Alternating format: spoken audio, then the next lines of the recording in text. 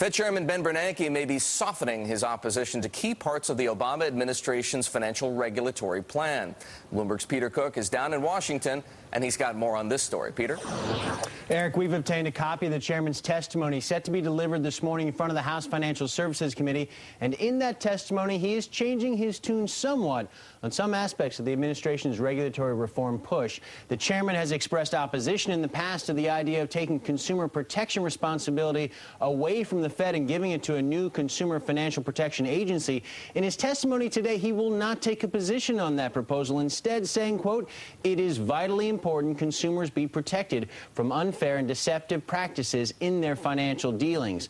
Now, those comments may suggest Bernanke realizes there is just too much support on Capitol Hill for this new agency to stand in its way. It's a top priority for House Financial Services Committee Chairman Barney Frank, who yesterday said the Fed had a, quote, "lackadaisical record on consumer issues."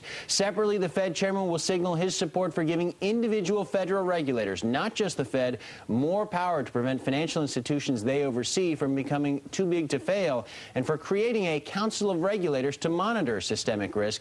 But he will say that the Fed is still well suited to serve as the consolidated supervisor for systemically important firms. That's the administration's preference, but members of Congress, including Chairman Frank, have pushed instead for this council of regulators to share that responsibility. And Bernanke's suggestion that other regulators may have more authority or should have more authority may be a way to forge a compromise between those two positions going forward. The testimony, Eric, begins 9 a.m. Eastern Time. We'll, of course, have it covered for you. We'll be up on the Hill for that.